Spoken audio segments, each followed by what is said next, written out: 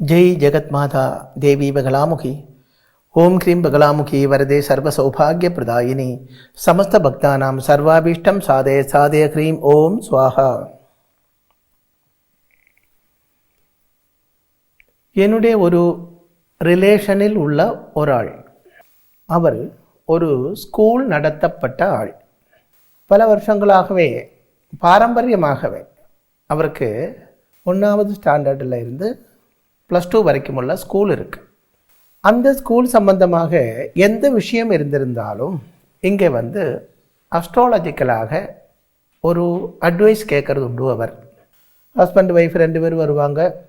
எந்த விஷயமா இருந்திருந்தாலும் ஒரு 6 மாதம் ஆகும்போது கண்டிப்பாகவே இங்கே ஏதாவது விஷயங்கள் எல்லாம் கேட்குறது உண்டு. அடுத்த காலத்தில், அதாவது 2 மாதம் முன்னாடி அவங்க என்னிடம் 2 ஜாதகங்கள் கொண்டு வந்தாங்க. அது அவரோட ஜாதகங்கள் அல்லே, ஒரு பெண் ஜாதகம், ஒரு ஆண் ஜாதகம், இப்படி 2 பேரோட ஜாதகத்தை கொண்டு வந்தாங்க. நான் கேட்டேன், இது யாருடைய ஜாதகம், எதுக்காக இப்போ பார்க்குறீங்க, என்ன பார்க்க வேண்டும் அப்படின்னு கேட்டேன். அப்போ அவங்க சொன்னாங்க, சுவாமிஜி இவங்க 2 பேரும் சைக்கியாட்ரிஸ்ட் தான். சைக்கியாட்ரிஸ்ட் அப்படின்னா தெரியும் இல்லையா, மனோரோக சிகிச்சை செய்யப்பட்ட டாக்டர்மார். ஒன்று ஆண், இன்னொன்று பொண்ணு. இதில் ஏதாவது ஒரு ஆளை நாங்கள் ஸ்கூலில் அப்பாயின்மெண்ட் பண்ண போகிறோம். இதில் எது நல்லது என்று கேட்குறதுக்கு தான் வந்தது என்று சொன்னாங்க. நல்லவன்னா கவனமாக கேளுங்க, ஏன்னா இது உங்களுக்கு தேவையான விஷயம். அதனால தான் ஒரு ஆளோட விஷயம் இப்போ நாம் பேசக்கூடிய சூழ்நிலை உருவாகப்பட்டது. நான் கேட்டேன், ஸ்கூலில் எதுக்கு இது அங்கே சைக்காலஜி கிளாஸ் ஏதாவது நடக்கிறது உண்டா அப்படின்னு கேட்டேன். அப்படி இல்லை, இப்போ குழந்தைகளுக்கெல்லாம் ஓவராகவே படிக்கிறதுக்கு இன்ட்ரெஸ்ட் இல்லை, அவருக்கு டென்ஷன், படிக்கிறதுக்கு இன்ட்ரெஸ்ட் இல்லை, மந்தமாக இருக்காங்க, புத்தி வளர்ச்சி கம்மியாக இருக்காங்க. அதனால பேரண்ட்ஸுக்கிட்ட சொல்லும்போது அவங்க சின்ன குழந்தைகளை 8-10 வயசுள்ள குழந்தைகளை ஒரு சைக்கியாட்ரிஸ்ட்டுக்கிட்ட கூட்டிகிட்டு போகிறாங்க. அங்கேருந்து அவங்க அதுக்கு அட்வைஸ் கொடுக்குறாங்க, சில மருந்துகள் எல்லாம் கொடுக்குறாங்க. அப்போ அப்படி ஒரு ஆளை நமக்கே அப்பாயின்மெண்ட் பண்ணலாமே, பக்கத்தில் 1-2 ஸ்கூலில் இப்படி பண்ணியிருக்குன்னு கூட சொன்னாங்க. எனக்கு ஆச்சரியமாகி போச்சு. ஒருவன் ஜாதகத்தில் ஏற்கனவே நான் சொல்லியிருக்கேன், சந்திரன் பலமில்லாதவன் ஆகியிருந்தால் அவனுக்கு மனசு ஸ்டெபிலிட்டி உள்ளதாக இருக்காது, மனோநிலையிலே பாதிப்பு உண்டாகும். ஆனால் இங்கே எல்லா குழந்தைகளுக்கும் எப்படி இருக்கு, அப்படி எப்படி சொல்ல முடியும்? இங்கே என்ன பிரச்சனை என்றால், இது உங்கள் வீட்டில் கூட இருக்கும். அவன் நல்லா படிக்கிறது இல்லை, சொன்ன பேச்சு கேட்கறது இல்லை, மூட் அவுட்டாக இருக்கிறது. அதுக்கு முக்கியமான காரணம் என்ன என்றால், இந்த காலத்தில் குழந்தைகளே ஃப்ரீடமே இல்லை. குழந்தைகளுக்கு சந்தோஷமாக அவரோட விருப்பப்படி திங்க் பண்ணக்கூடிய, விளையாடக்கூடிய ஒரு ஃப்ரீடம் அவருக்கு கிடையாது. அவர் விருப்பப்படப்பட்டது வாங்கி கொடுக்கறதில்லை, ஃப்ரீயாக அவரை விளையாடுறதுக்கு விடுறதில்லை. அவருக்கு எப்பவுமே ஒரு டென்ஷன் தான். 24 hours டியூஷன், அதுபடி அது பிடிச்சிட்டு வந்தால் உடனே இது படி, உடனே அடுத்தது படி, உடனே அடுத்தது படி.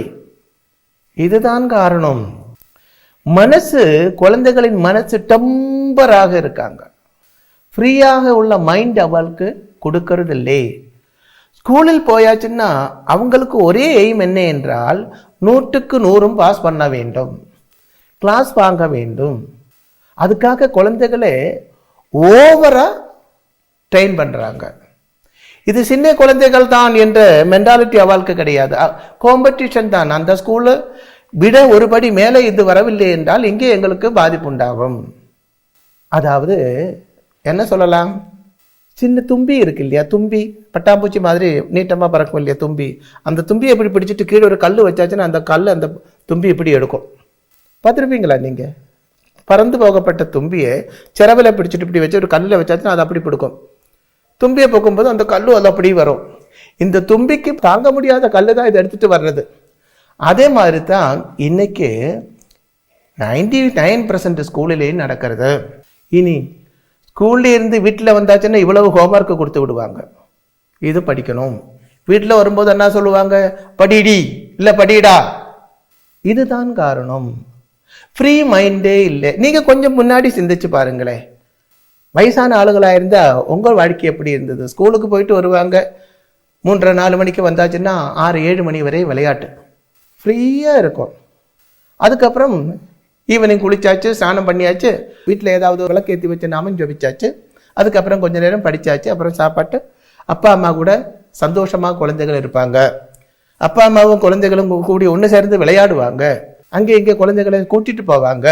இப்போ ஒன்றுக்குமே டைம் இல்லை, மிஷன் மாதிரி இருக்கிறது. இப்படி இருக்கும்போது இனி இந்த டென்ஷன்ல இந்த குழந்தைகள் படித்து கொஞ்சம் வரும்போது இன்னைக்கு பாருங்க, நிறைய பசங்க இல்லை பெண்கள் லவ் பண்ணி போறாங்க. அதுக்கு என்ன காரணம் என்றால் அவருக்கு மனசுக்கு ஒரு ரிலாக்ஸ் அங்கே கிடைக்கிறது. வீட்டில் வந்தாச்சுன்னா டென்ஷன், ஸ்கூலில் போயாச்சுன்னா டென்ஷன், காலேஜில் போயாச்சுன்னா டென்ஷன். மைண்டுக்கு கொஞ்சம் ரிலாக்ஸ் கிடைக்கப்பட்டது இந்த லவ்வில் தான். அதனால அவங்க அங்கே போகிறாங்க. குழந்தைகள் என்ன பண்ணுவாங்க, தனக்குள்ளேயே அந்த நொம்பரத்தை, அந்த வேதனையை, தன்னுடைய அபீஷ்டங்கள் சொல்ல முடியறதில்லை, தன்னுடைய ஆக்கிரகங்கள் சொல்ல முடியறதில்லை. எப்போ உனக்கு என்ன வேணும் என்று கேட்கறதில்லை. சில வீடுகளில் எல்லாம் குழந்தைகள்கிட்ட சாப்பாடு கூட என்ன வேணும் என்று கேட்காது, இதோ பண்ணி வச்சிருக்க சாப்பிடு. இது பாருங்க, குழந்தைகள் கிட்ட ஃப்ரெண்ட்லியாக பழக வேண்டும். அப்படி பழகி பாருங்க, உங்க குழந்தை சந்தோஷமாக இருக்கும். கேளுங்க, பையனா இருந்தால் கண்ணா உனக்கு என்ன சாப்பாடு வேணும் இன்னைக்கு அப்படி கேளுங்க, அவன் சொல்றது பண்ணி கொடுங்க.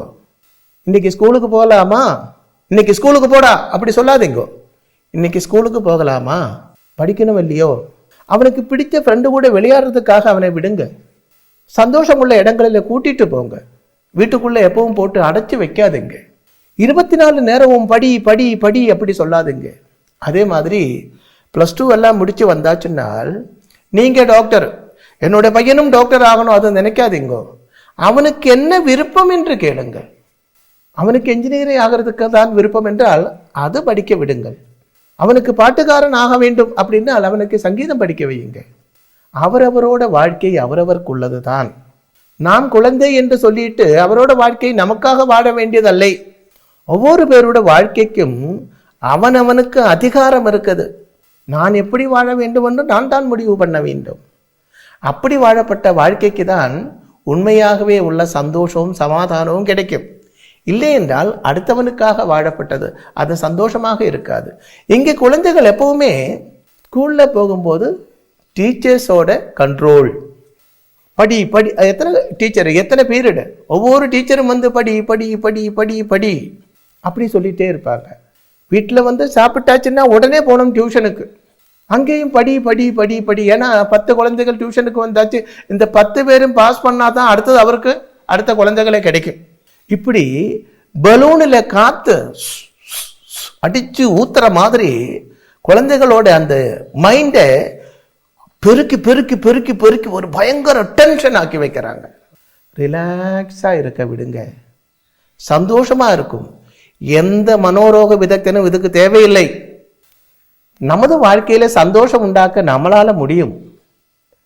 அதுக்கு பெரிய மந்திரங்கள் பூஜைகள் ஒன்றும் தேவையில்லை. இந்த மாதிரி இதுக்கப்பட்டதுக்கெல்லாம் குழந்தைகளை ஃப்ரீயா விடுங்க. வாரத்திலே ஒரு நாள் ஆவது அவருக்காக நீங்க விட்டுருங்க. இப்போ கவர்மெண்ட் ஜாப் பண்ணப்பட்டவங்களுக்கு வாரத்தில் ஒரு நாள் லீவு உண்டு இல்லையா? எல்லாருக்கும் உண்டு. அந்த வாரத்திலே அட்லீஸ்ட் ஒரு நாள் ஆவது குழந்தைகளுக்கு ஃப்ரீயா விட்டுருங்க. கேளுங்க, நாளைக்கு நீ லீவு, உனக்கு கிளாஸ் கிடையாது, என்ன பண்ண வேண்டும்? சினிமா பார்க்க போகணுமா, கோயில் போகணுமா, இல்லை வேற எங்கேயாவது சுற்றி பார்க்க போகணுமா, சாப்பாடு உனக்கு வெளியில வாங்கி தரவா, இங்கே பண்ணி தரவா, உனக்கு பிடிச்சது என்ன வேணும், இப்படி எல்லாம் ஃப்ரெண்ட்லியா பழகுங்க. குழந்தைகளை எப்போ பார்த்திருந்தாலும் வான் பண்ணிட்டு, சிலவங்க சொல்லுவாங்க பிடிக்கவே பிடிக்காது, அப்பாவை கண்டா பிடிக்காது, அம்மையை கண்டா பிடிக்காது, எரிஞ்சு விழுந்துட்டே இருக்கு எப்படின்னு. ஏனென்றால் நீங்க இப்படி சொல்லிட்டு இருக்கும்போது அவனிலே ஒரு சத்ருதை உண்டாகிறது. எப்பவும் நமது குழந்தைகளை வாடா என்று கூப்பிடாமல் வா என்று கூப்பிட்டு பாருங்க. சாப்பிட்றா என்று சொல்லாமல் சாப்பிடு குழந்தாய் அப்படி சொல்லி பாருங்க. அன்பு பாசம் இன்னைக்கு அது கிடையாது இல்லையா? உங்களை பொறுத்த வரைக்கும் 10 பேர் சேர்ந்து இருக்கப்பட்ட ஒரு காலனியில தான் நீங்க இருக்கிறது. என்ன, இந்த 10 பேர்ல 10 குடும்பத்துல எத்தனை குழந்தை இருக்கும், அந்த குழந்தை விட உங்க குழந்தை டாப்பா இருக்கணும். இதுதான் நீங்க நினைக்கிறாங்க தவிர அவனோட குவாலிட்டி என்ன, அவனோட இஷ்டம் என்ன, இது நீங்கள் நினைக்கிறதே இல்லை. பாருங்கோ, அப்பாவை மாதிரி மகன் ஆக வேண்டும் என்று நினைக்காதுங்கோ, அம்மாவை மாதிரி மகள் ஆக வேண்டும் என்று நினைக்காதீங்கோ. ஏனென்றால் ஒவ்வொரு பேருக்கும் ஒவ்வொரு தலையில் எழுத்து தான். அந்த தலையில் எழுத்து தான் ஜாதகம் என்று சொல்லப்பட்டது. அந்த ஜாதகத்தில் என்னதாக வேண்டும் என்று நினைச்சிருக்கிறதோ, பகவான் எழுதியிருக்கிறதோ, அதுபடித்தான் அவன் ஆய்வு தீரும். நீங்கள் ஓவரா உங்களுடைய அம்பிஷன், உங்களுடைய ஆக்கிரகங்கள் அவன் மூலம் நடக்க வேண்டும் என்று நினைக்கிறதாயிருந்தால் அவனுக்கு உங்களிடம் ஒரு வெறுப்பு தான் உண்டாகும். கடைசியில் உங்கள் ஸ்தானம் முதியோர் இல்லத்தில் தான். அது தேவையா? அது வேண்டாம். நமது குழந்தை நம்மளோட ஃப்ரெண்ட்ஸு அப்படி நினச்சிக்கோங்க. ஃப்ரெண்ட்லியாக பெருமாறுங்க, பழகுங்க. அவரோட இஷ்டானுஷ்டங்கள் என்ன என்று கேட்டு அதுக்கு தகுந்தபடி நீங்கள் மூவ் பண்ணுங்க. அவனுக்கு என்ன படிக்கிறதுக்கு ஆக்கிரகம் இருக்கோ அது படிக்க விடுங்க. அதுக்கு முன்னே ஜாதகம் கூடி பார்க்க வேண்டும். சின்ன குழந்தைகிட்ட என்ன படிக்கணும்னு சொன்னால் அவனுக்கு அதை பற்றி ஒரு தரோவா சொல்ல முடியாது இல்லையா? அதனால ஜாதகத்தை பாருங்க, எந்த லைனில் இவனை படிக்க விட்டால் நல்லதாகும் அப்படி பார்த்துட்டு அதுக்கு தகுந்தபடி உள்ள அட்வைஸ் அவனுக்கு கொடுங்க. ஓவராக அட்வைஸ் பண்ணுறதும் விட்டுறணும். சிலவங்க அப்படித்தான், சாப்பிடும் போதும் தூங்கும் போதும் குளிக்கும் போதும் எல்லாம் அட்வைஸ் அட்வைஸ் அட்வைஸ் அட்வைஸ். இது விஷத்துக்கு சமம்தான். அதுவும் இருக்கக்கூடாது. ஓவராக உபதேசம் பண்ணுறது, அட்வைஸ் பண்ணுறதும் இருக்கக்கூடாது. ஃப்ரெண்ட்லியாக விஷயங்கள் சொல்லுங்கோ. அவனோட ஆக்கிரகங்கள் அப்போது அவனோட மனசு திறந்து அந்த குழந்தை உங்ககிட்ட பேசுவாங்க. அப்போது அவனோட ஆக்கிரகம் என்ன, அவனோட மனசுல அவன் என்ன நினைக்கிறாங்க, அவனுக்கு என்ன குறை, இதெல்லாம் உங்களுக்கு தெரியும். இப்படி இருக்கும்போது உங்கள் குழந்தையே ஒரு சைக்காலஜிக்கல் ட்ரீட்மெண்ட்டுக்காக கூட்டிக் கொண்டு போக வேண்டிய அவசியமே உங்களுக்கு இருக்காது. இல்லைன்னா என்ன ஆகும்னா, பக்கத்தில் உள்ளவங்க சொல்லுவாங்க அவனுக்கு மனோநிலை பாதிப்பு அந்த குழந்தைக்கு இருக்கு. உண்மையிலே மனோநிலை பாதிப்பு உங்களுக்கு தான் இருக்கிறது. ஏனென்றால் நீங்கள் உங்களை தெரியாமலே குழந்தைக்கு போய் ஓவராக டென்ஷன் கொடுக்குறீங்க. அவனை பற்றி திங்க் பண்ணுறதே இல்லை. முதல்ல நாம் எப்பொழுதும் நம்மளை பற்றி திங்க் பண்ணுங்க, அப்புறம் அடுத்தவனை பற்றி. அதுதான் பைபிளில் இயேசு கிறிஸ்து என்ன சொல்லியிருக்கிறது என்றால், உன்னை மாதிரியே உன்னுடைய அயல்காரனையும் சிநேகிக்க வேண்டும் என்று. சாதாரணமாக நம்மளோட ஆச்சாரியன்மாரெல்லாம் சொல்கிறாங்க, நீ ஸ்நேகிக்கு ஸ்நேகிக்கு ஸ்நேகிக்கு அப்படின்னு. அது மூடத்தரம்தான். நான் கேட்குறேன், ஒரு ஆளை ஸ்நேகிக்க சொன்னால் உங்களால் ஸ்நேகம் வருமா? அந்த சாவு வீட்டில் போயிட்டு நீ அழுதுட்டு வான்னு சொன்னால் உங்களுக்கு அழுக வருமா? ஸ்நேகம், துக்கம், சந்தோஷம் இதெல்லாம் ஒரு ஃபீலிங்ஸ் தான், மனசுல இருந்து உண்டாகணும். அதே மாதிரி நமக்கு நம்ம குழந்தைகளுக்கு மனசுல இருந்து அந்த அன்பு பாசம் உண்டாகணும். அது மனசுல இருந்து, அதாவது அம்மா பால் சுரத்தர மாதிரி மனசுல இருந்து அது அந்த அன்பு பாசம் எல்லாம் பொட்டி ஒழுகி வர வேண்டுமானால் அவருக்கு ஃப்ரீயாக இருக்கணும் மைண்டு. நம்ம அவர்கிட்ட டெய்லி வெறுப்பு ஏற்றக்கூடாது. அப்படி வெறுப்பு ஏற்றியாச்சுன்னா குழந்தைக்கு நம்மக்கிட்ட ஒரு எனிமிட்டி உண்டாகும். எப்போ பார்த்தாலும் ஏதோ பண்ணிட்டு இருப்பாங்க. கடைசியில் நம்ம சொல்லுவாங்க, நம்ம என்றால் நீங்கள் சொல்லுவீங்க, அவனுக்கு மனோநிலை கொஞ்சம் பாதிப்பு இருக்குது, அதுக்கு ட்ரீட்மெண்ட் தேவை. சமூகம் சொல்லுவாங்க, அவரோட பையனுக்கு மனோநிலை பாதிப்பு இருக்குது. உண்மையிலே இந்த குழந்தை நிரபராதி, எந்த தோஷமும் இருக்காது. அதனால் எப்போவுமே குழந்தைகள்கிட்ட அன்பாக பாசமாக ஃப்ரெண்ட்லியாக பழகுங்க. எந்த சைக்காலஜிக்கல் ட்ரீட்மெண்ட்டும் எந்த குழந்தைகளுக்கும் தேவைப்படாது.